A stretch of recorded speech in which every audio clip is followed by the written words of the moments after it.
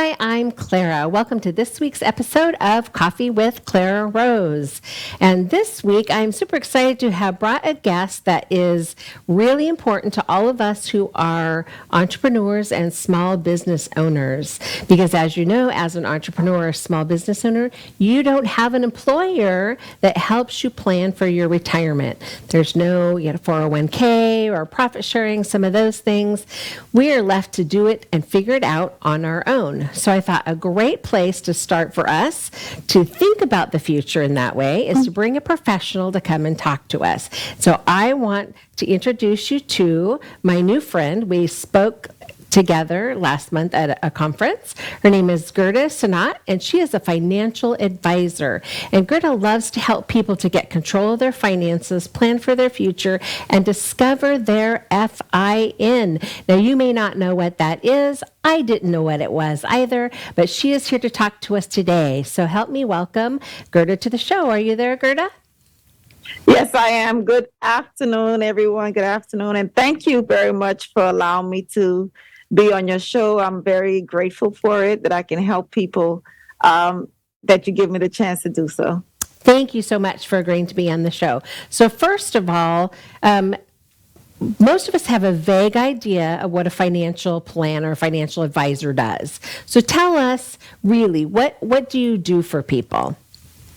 Well, actually, the basic thing that we do for people is that we help you plan your finances, help you build your finances, because when you're building a house, I can say when you're building a house, you don't start from the roof coming down, you start from the foundation.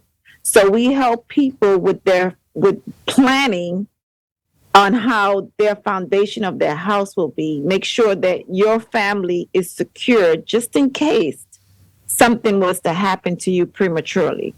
So we make sure that your finances is in place for that. Just like we insure everything in our house, we want to make sure that you insure yourself as well. Not just the television, not just the house, but yourself has to be secure as well. That's what we do for families. Okay, so you're talking about life insurance? Yeah, basically, it starts with life insurance, because a lot of us don't think that life insurance is important until something happens. And then it's too late. Yeah, it is too late. So especially for the young people, they think, okay, I have to get my house, I have to get my car, I have to do all that. But guess what? You insure all those things. Why not insure yourself? Because the person that's paying for all that stuff is not insured. That's an interesting look at it, isn't it, right? We buy a house and we put insurance on it. We buy a car, absolutely, we put insurance on it, but we don't bother to insure our life. And why do we insure all these things? Why do we insure all these things? Just in case something was to happen. Right. So why do we think our lives is not that important to insure? But basically, you're not really insuring yourself. You're insuring your income, in case something was to happen to your family. You don't want your family to be, crying, saying, "Oh, I'm crying because I lost my loved one, and I'm also crying because I don't know what I'm going to do." I can't tell the mortgage company that, my loved one passed away. I can't tell the light bill. I can't tell the kids. I can't feed them. But if I was to pass away today, my loved one will cry and grieve me and miss me, but they're not going to worry about how I'm going to pay a bill, how I'm going to feed the kids, how I'm going to pay the mortgage. And a lot of us don't think about that. Yeah. Well, unless you've had someone talk with you about that. Exactly. Right. And then, so when you're talking about your FIN, does that have anything to do with the life insurance, or is that more of a retirement thing? Yes, the FIN has a lot to do with it, and FIN stands for Financial Independent Number. Oh, okay. So it's independence. Yes, it's financial independent number. It has a lot to do with it, because what your financial independent number tells you is how much money you need to save when you retire. That's including your mortgage, how much money you have saved, how much money for the kids, everything, college plan. And that starts off with, I'm going to say another word, with your F&A. So once you get your F&A in place, your financial needs analysis, that's how you get your FIN number.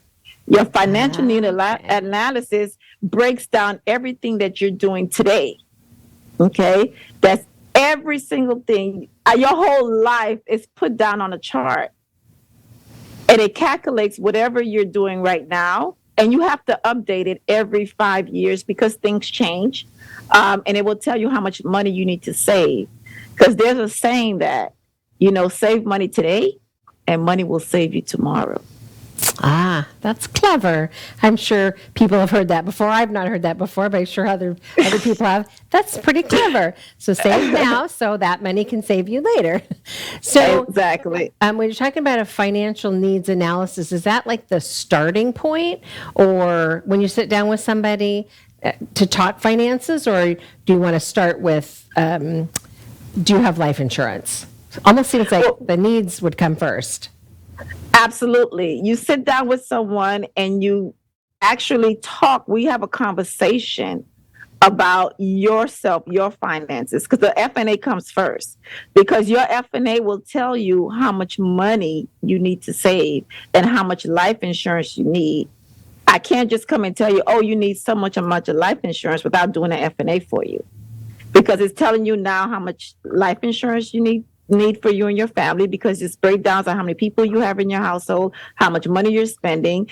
And if something was to happen to you prematurely, this is how much money you need to save today, how much life insurance you need to save today, and how much money you need to start saving just in case something was to happen prematurely. Or if you live too long, the savings if you live too long, the life insurance if you die too soon. Okay, that makes sense. So you start with a needs analysis to find out what your needs are. So that name makes sense, right? Yes. And then depending on what it's going to cost you or your loved ones to live, should something happen to you, that's where you determine how much life insurance you should have. Absolutely. And then on top of that, you're going to tell them how much money they should have in savings for retirement and then beyond. Exactly. And of course, not everyone that you sit down with can afford the amount that they have, that they need, but they could start building to that. Because a lot of people don't have $1,000, to save every month. Right. But you can start off a little as $25. And as you keep on going up and up, you can start saving. I always tell people, when you're working a job, instead of when you get that raise, instead of adding to the money that you get that raise, adding to another bill, why don't you take that money that you got that raise and put it into your retirement? Or put into a savings account or something, not a savings account, but invest it somewhere. Right. Because the bank doesn't give you much for savings. So. No, they don't. Now, do you talk with people about investing or where to put their money, things like that? Yes, we do. Because every person, there's actually a questionnaire that will tell you where you need to put your money. Okay? Because if you know that your Walmart is never going to go out of business. Let's put it this way, you don't put all your eggs in one basket. You always have a variety of places that you want to put your money, just to make sure that if something is not working for you, then you always know that other dollar is getting more. You understand what I mean? The $1 is going to Walmart, $1 is going to Publix. Say, for example, Publix goes down. Walmart is still working for you. So you never put all your eggs in one basket. And not only that, you have to, every year, you have to go and revise with your clients to see, because some people, they have more to save. They have something else that happened. They might get, a lawsuit. They might have gotten, not just a lawsuit, they might have got some savings they've had aside, some money just came in. You don't want them to go and blow that money. So you always keep in contact with them to make sure that they're doing the right thing. So you have like you build an ongoing relationship with people, right? So Ab- you're checking in every year to say, hey, what has changed? Right? So if something has changed, then you can make adjustments for it because Absolutely. things change, right? Every day, Yeah, every day. it's the only guaranteed constant is that things are going to change. Absolutely. So and this may be a no-brainer to most people, but as I'm thinking about this conversation, we're thinking when you're young, you need more life insurance, right? Because you have little people, potentially you have children at home, and so the living expenses are probably greater, right? So if your income goes away, the you're going to need to replace that income at a higher level, right? Does that make Right. sense? Actually, it's better to get life insurance when you're younger. Right. Yes, You it's have better a because greater it's need. cheaper. Oh, It's cheaper. that's It's true. actually cheaper. It's cheaper Sure. to have life insurance younger because you have that life insurance for a long period of time. The older you get, the more expensive it get. Not only that, as we get older, we have things that started happening. The little high blood pressure, diabetes, little stuff. You go to the doctor today where you went today, you woke up, you was fine, you have a little headache, you go back to the doctor and doctor say, oh my God, you have hypertension, if you have diabetes, or it could be worse. So you don't want to wait too long that you're not insurable anymore. Ah, So the younger you are, get it when you're young and it's healthy. better. Yes. Yes. And then you have little people at home, right? Or you probably have children at home. So if something does happen to you, then those are extra expenses, right? Because, especially if a woman who was the caregiver is no longer there, now the husband has to pay for a caregiver, right? So that makes sense that you need that when you're young. Unfortunately, that's usually when you have less money, right? Exactly, because that income that was coming in no longer comes in anymore.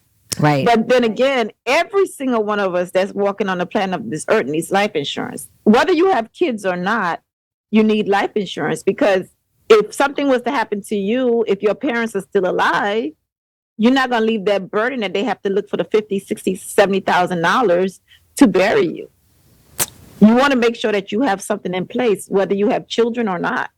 Because every single one of us needs life insurance. If a 16-year-old or 17-year-old, 18-year-old have a car, they have to insure it, right?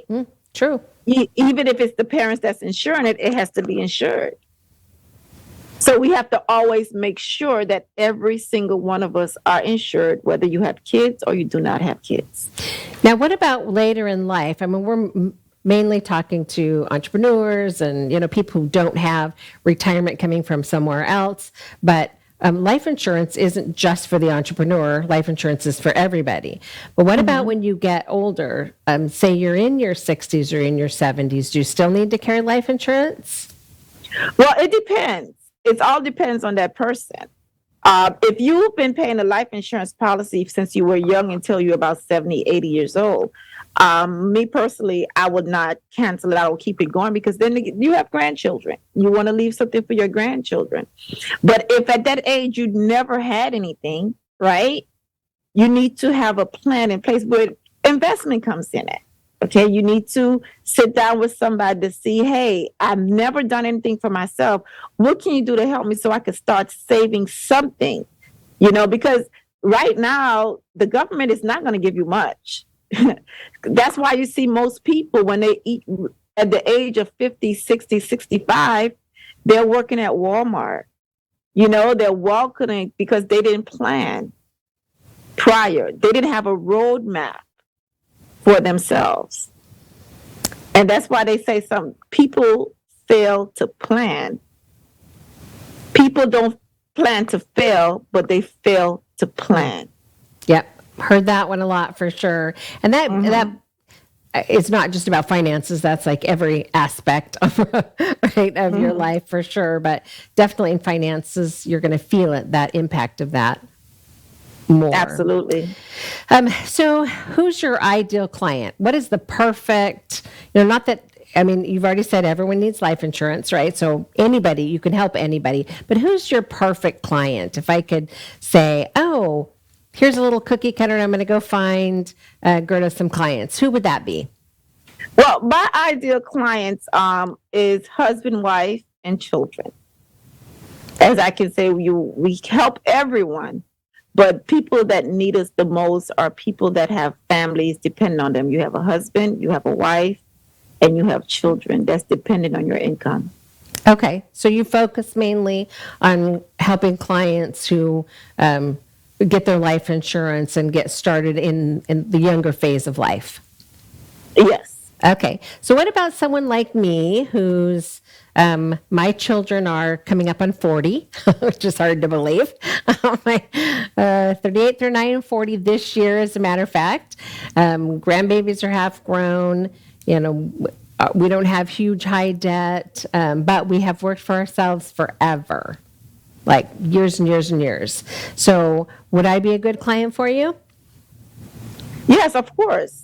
You will still be a good client because what happens is now you and your husband are together. Well, you're living life, right? Yeah. You're having fun. You're living life. But, you know, you guys are always together. What if something was to happen, right? Something was to happen. Say yesterday. I never talk about the present. What if something was to happen? Because you're always together. You're driving together and something happens and both of you are gone. What did you leave for? And I know you have a business. You have income coming in. What did you leave for the family to make sure that they can do whatever they need to do, your funeral arrangements, making sure that everything that you have to put in place. And most people don't have wills. That's something that we have to think about. A lot of people don't have a will. That's true. We're just living life and we don't think about anything. Like life is going to be forever. Everyone on this earth has a time that we're going to expire. Our time expires one day. Some is longer, but our time will expire. So do you help people with that piece as well, with the wills? Yes, we do help people with the wills as well. Okay. So for someone in my age bracket, in my situation, it would be a financial needs. Will we still do a financial needs analysis? Okay. Absolutely. We'll still do a financial needs analysis. Why? Because on your financial needs analysis, it will also tell us how much money you have saved. Okay. So it's not anymore about, it's not about, if something happened to me that my husband doesn't need my income. If something happens to him, I don't need his income, right? It's not about that for us anymore. No, it's not about that for you because you have a business and you already established money. Okay. You understand? So you're in a different bracket. Okay. So now we're helping you take that money to see where do you have it. Okay. Because you might have it somewhere that you're not earning anything on there.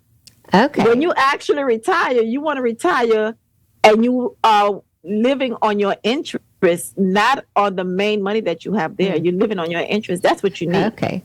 Okay, I get it. So then you would just look at what we've put away, what we continue to put away, and then, so do you talk about mutual funds, or is that the kind of thing that you're putting money into?